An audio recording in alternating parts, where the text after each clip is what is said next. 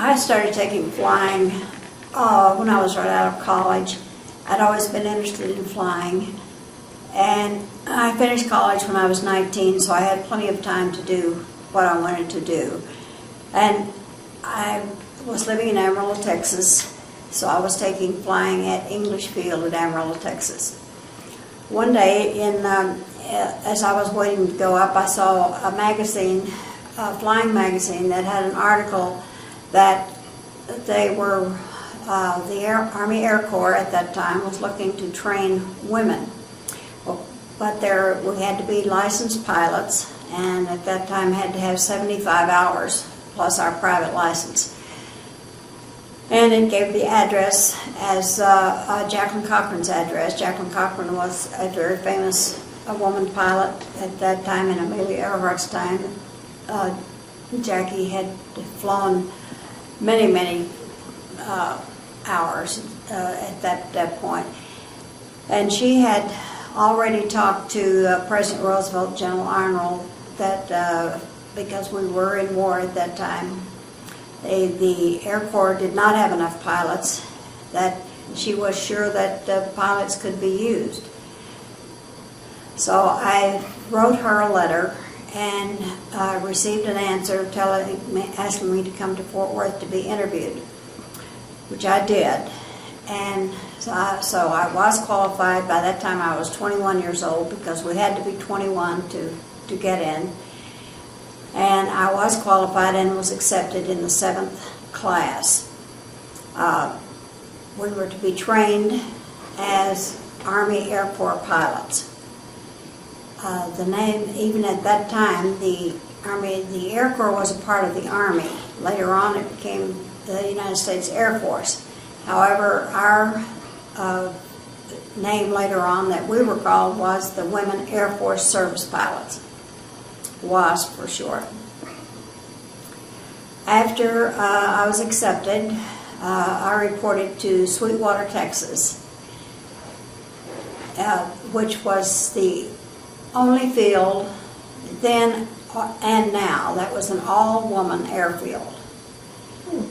And at that was our training base.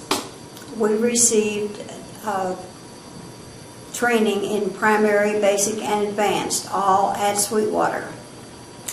The girls finished our training and got our wings in 6 months. Took the boys 9 months, but you know, they were a little slower than we were.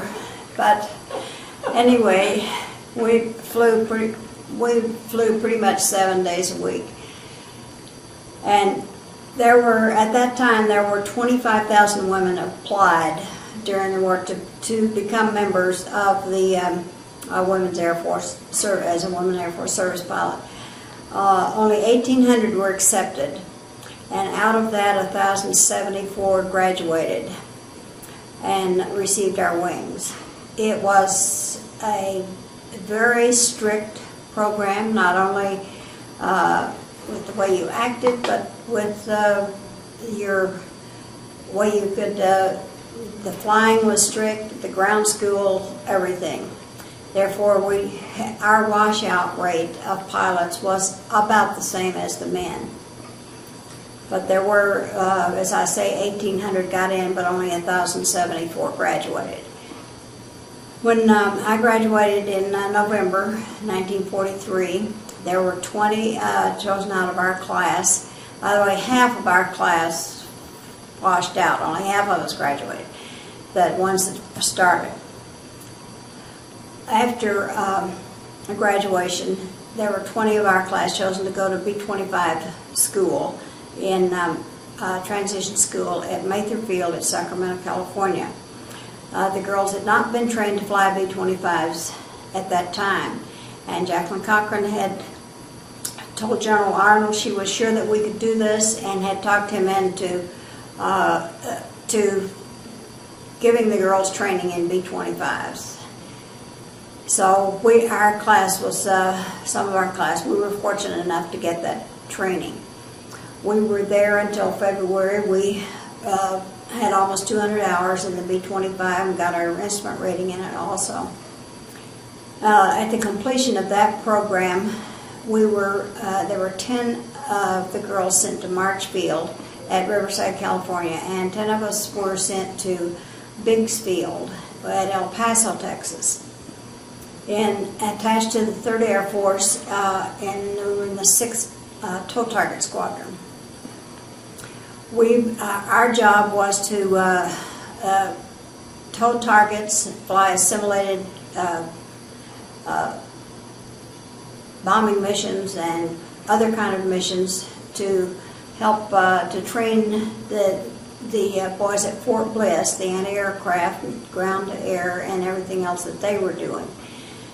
We towed targets behind B-25s and B-26s, and we flew our strafing missions in the Navy, SPDs, the old Helldivers, the Douglas, and the Curtiss Helldiver, the A-25, and the P-47. And we did searchlight missions in the twin-engine Beaches, the AT-7 and the AT-11.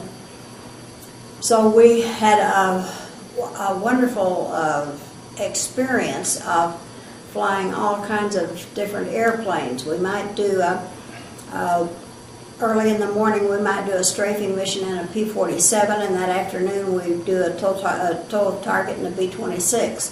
So we felt like that we had a really great experience, and we had a great commanding officer, and really everybody was fine to us. There were 17 of us. There were already 7 girls there when we got there, so there were 17 of us stationed at Biggs Field, which I think was the largest group together.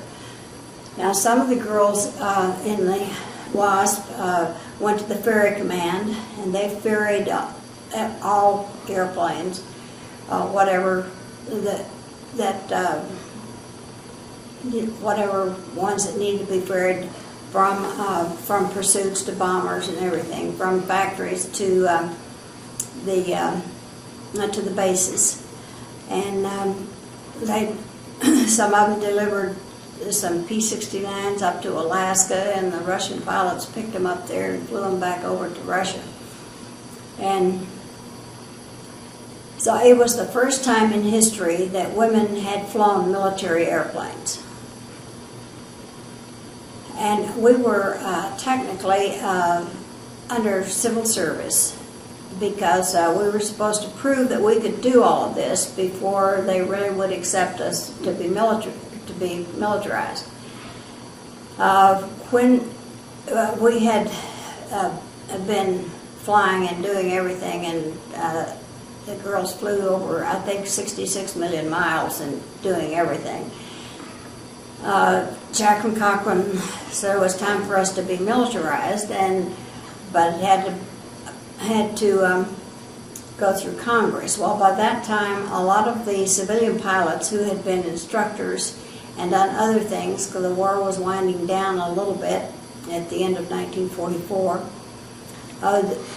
and a lot of them were without jobs, so they lobbied Washington not to militarize us, and not to give us military status, because then they wouldn't have any jobs and they might get drafted into the walking army. And anyway, as a result of all of that, our bill was defeated by 3 votes in Congress to militarize us. So Jacqueline Cochran said if they couldn't keep their promise to that, then she was the head of the whole thing. She was a colonel, I think, at that time. And so she had the power to do it, and she just deactivated the whole group. And we went home in December 44 before the war ended. But so we fought for 30 years to get our veteran status, and Barry Goldwater was the one that helped us. Barry Goldwater and General Arnold's son, Bruce Arnold, helped us get. We had to get another bill through Congress to get our veteran status, and they were not going to do it. And Barry Goldwater told them that he was going to attach our bill to everything that went through Congress till we got our veteran status, and that's what he did. Good for him. And when we got it, when Jimmy Carter was president, In 1977, we finally got our honorable discharge from the United States Air Force and got our veteran status. And all the veterans, we have veterans benefits now, but we did not get any of the veterans benefits that, like, and we had no insurance during the time we were flying. But we all loved flying those airplanes, and especially where I was stationed, we just enjoyed, we felt like we had probably the best of both worlds because we had so many different airplanes to fly, flew different kinds of missions, and so that we could check out on all the different airplanes. The day we got two P-47s into our squadron, because that was only a single cockpit, so you had to check out in that by yourself.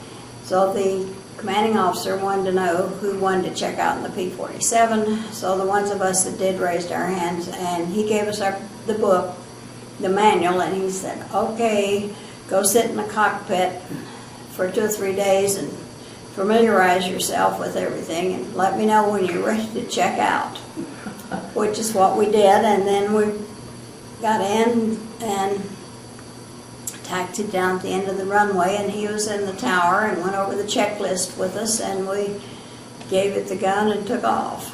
And that was the way we checked out in the P-47 and the A-24 and the A-25. Wow. But it did help that, I mean, all of us stationed there had by that time, a lot of time. Okay. And that did help. I imagine so. Mm-hmm. So that's about, in a nutshell, is what we did. Okay. Well, I have some questions going back. Okay. When you decided to take this big bold step and become a woman pilot for the military, quasi-military status, etc., what did your parents think about that? Oh, they were fine with it. I started being interested in flying when I was 6 years old, when the barnstormers would come through West Texas, and that was the pilots of World War I trying to make a living still flying, and they would land out in the field and give people rides. And my dad took me out to see the airplane and wanted to know if I wanted to go up, and I think it cost $1 or $2, and so I got to ride in the old open cockpit airplane when I was just a little kid. So from then on, I was hooked. Did you have brothers and sisters? Yes, I had an older brother. And what did he think about little sister being the Well, he was not pilot? too impressed. He was also in the Air Force. He was a master sergeant or some kind of a sergeant.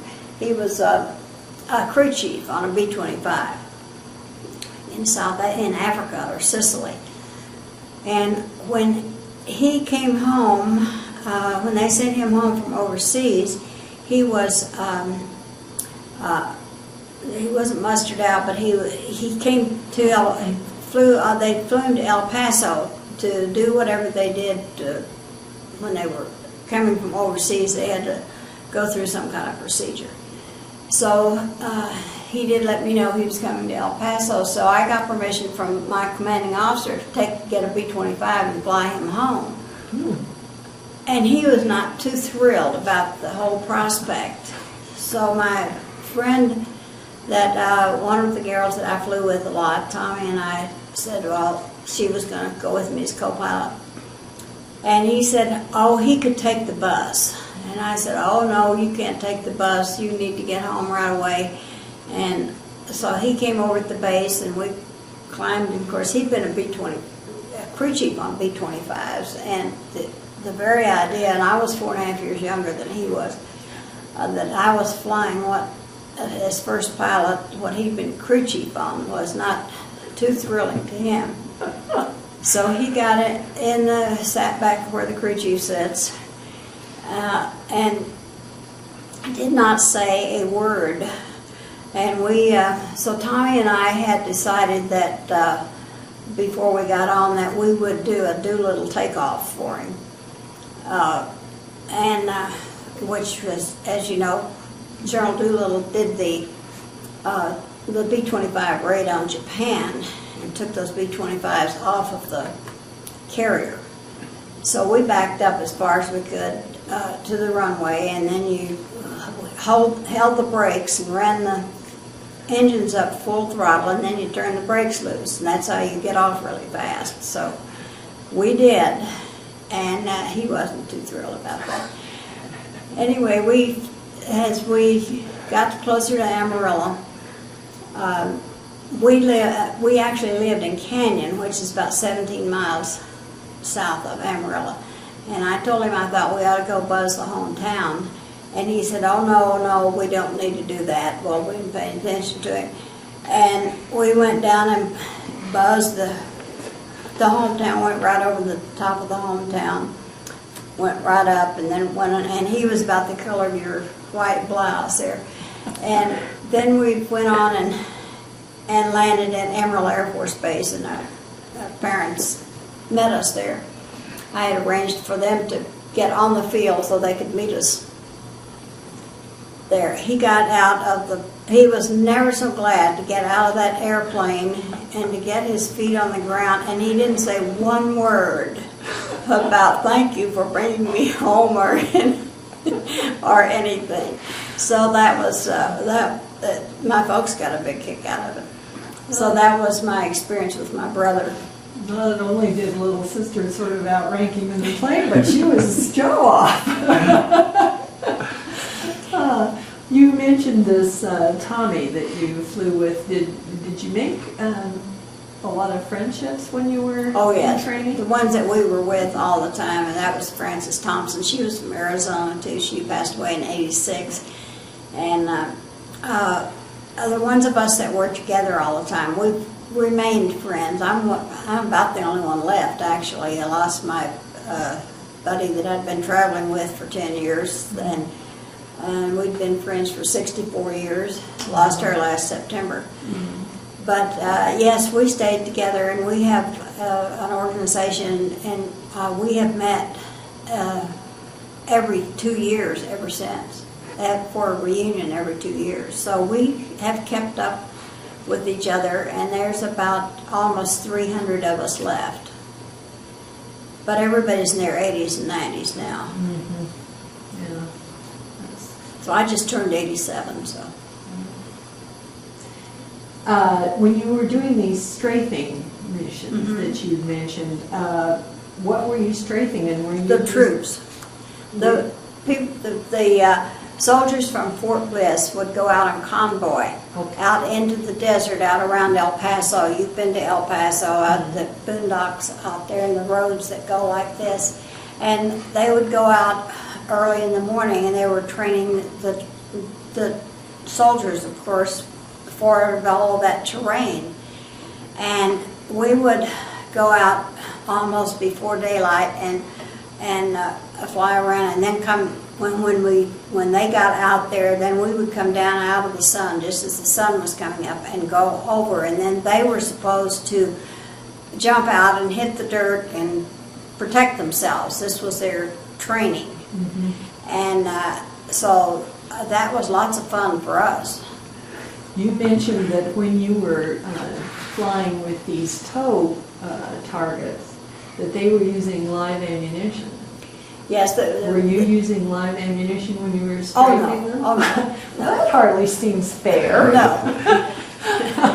Well, we did use, we did gas missions too. We had the tanks under the wings, and we let loose the gas, and that did have the real stuff in it, and they were supposed to put on their gas mask. And if they didn't, they could be in trouble, so they had to learn to do that.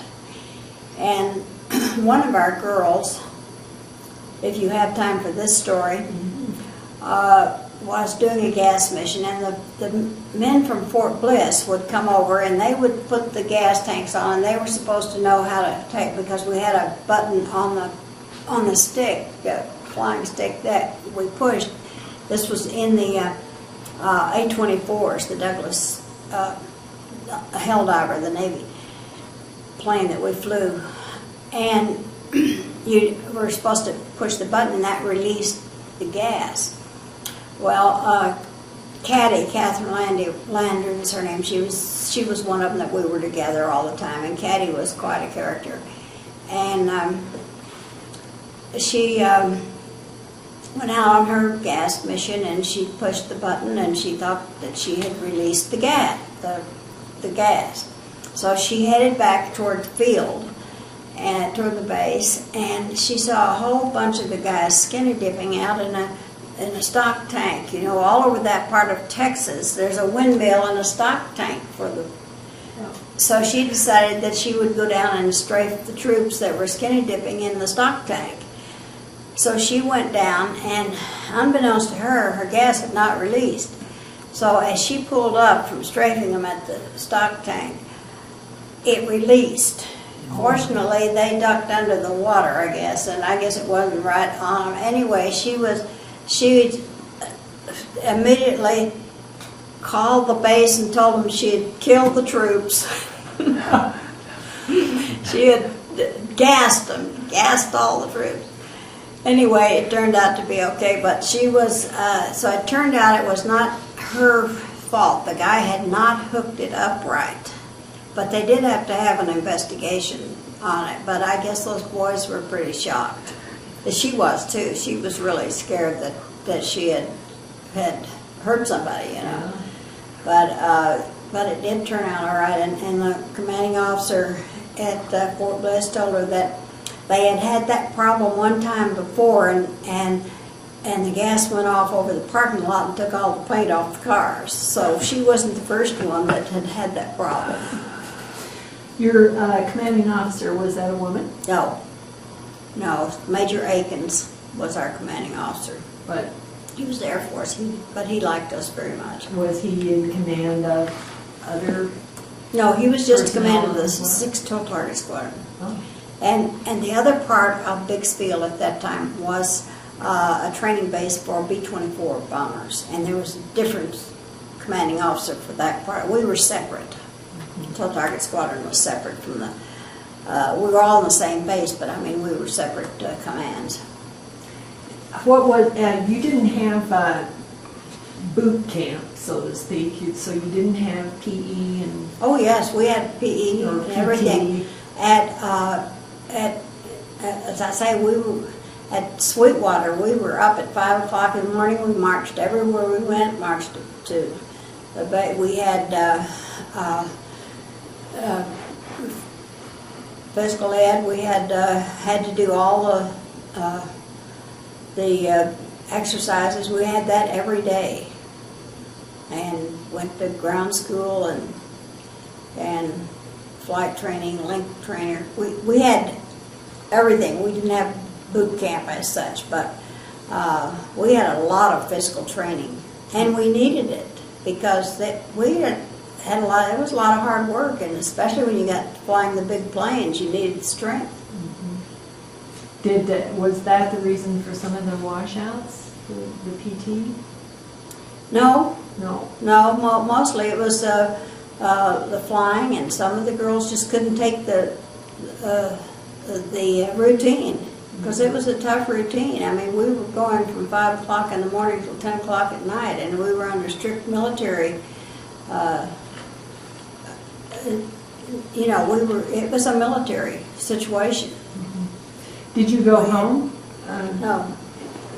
In between? No.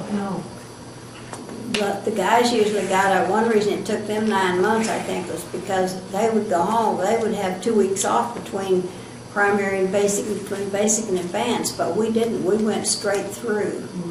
And we were supposed to go home and get 2 weeks leave after we finished, but our class, the 20 of us that went to B-25 school, our orders were changed at the last minute. Our orders were to go different places, and Jock and Cochran got that through right at the last minute, and some of us had already left, and they sent the highway patrol out to find us.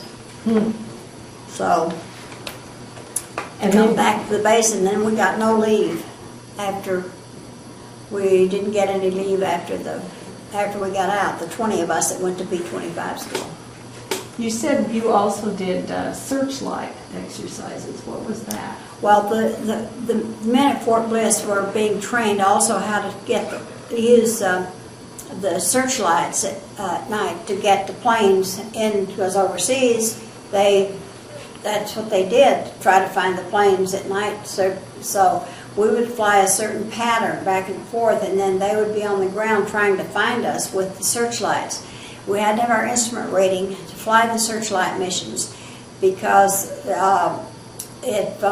because once they get you in the searchlights, it's just like being on instruments. You can't see the horizon, you can't see anything. So you have to have an instrument rating to do that, because you have to fly instruments completely. And then they also would use the searchlights when we told targets at night. They were supposed to get the target in the searchlight before they shot at it. But there were one time when we were flying, they mistook, I don't know what they thought they were shooting at, but the flak was started, we could see it in front of us. And we did a little evasive action and called the ground crew and turned loose the target and called them and told them we were going home. They were shooting in the wrong direction. We'd try them another night. You said sometimes those they were closer to shooting you down than they were to hitting the target. The target was 2,500 feet behind the airplane, so especially in the daytime, they should be able to see it. And they were supposed to get it into the searchlights before they started shooting. Mm-hmm. Somebody wasn't following. Somebody wasn't on the ball that night. No. Okay. Any other interesting or amusing incidences while you were active in the... Well, the girl I was telling you about, Caddy Landry, she and I were flying a strafing mission together in P-47s, the two P-47s one day. And we were doing formation, in our own little formation. And we had finished our strafing, and we're headed back to base, and then we saw this lone guy in a Jeep dragging up the back of the convoy. So, of course, we had radio contact with each other, so Caddy says, let's go down and strafe him. So we peeled off and went down and kind of went right over him, and he just sort of waved at us and didn't pay any attention. And Caddy says, he didn't do what he was supposed to. Let's go down and get that guy again. So we went down and just went right over his head, and he jumped out of the Jeep and hit the dirt, and the Jeep just went on out into the boondocks. And so Caddy says, now let's go back and see where he is. So we went back and went over the place again to see where he was, and he was standing out there. He'd taken off his white T-shirt, and he was waving it at us. He surrendered. He surrendered. So we had quite a few fun times, and we did a lot of cross country, going different places. We could go, if we flew so many hours during the week, every so often, we could take a plane and go places on the weekend. Well, I'm very happy to see all of the women that are in the Marines, the Navy, and the Air Force now as pilots. It is, and we go to, several of us that have kept up with everything all along, go to the International Conference of Women in Aviation, which happens every year. This year it was in San Diego. And it is absolutely wonderful to meet, and we usually have a booth and sell posters and sign posters and stuff. And so we get to meet, and all of the young gals come around and talk to us. And it is just, in this year, I had the opportunity to spend quite a bit of time with Nicole 𝘠𝘭𝘭𝘵, who was the first woman to fly with the Thunderbirds. And she has completed her 2 years with the Thunderbirds, and she was being inducted into the Aviation Hall of Fame this year at the conference in San Diego. So I got to sit with her and her family at the banquet, which was just really interesting. And she is just you look at her, you can't believe she's doing all the things that you see the Thunderbirds doing. She's just about that big and looks like a model. And she's a major now, and her husband is a lieutenant colonel. And she's so we had a really nice visit. She's a graduate of the Air Force Academy. And then we meet a lot of the women who are even retired airline captains now that have been, and of course when we got out, the airlines wouldn't even talk to us. And so that is, we really enjoy going to these things because it really keeps you up on what's going on. So that was really fun. So you feel probably correctly that your group kind of paved the way for women in aviation. Well, we didn't think so at the time, but we actually did. I mean, we were pioneers because we were the first women to fly military. And these girls say, if it hadn't been for you, we wouldn't be doing this. We said probably would, but anyway, that's nice to hear them say that, Absolutely. I'm glad they recognize that. Would you recommend the military service to young people? Absolutely. I think it's a great thing to do. Even in times of combat. Even in times of combat, that's right. I recommend it. I mean, war is hell, in a lot of ways, but it's part of our country. I mean, the military is part of our country.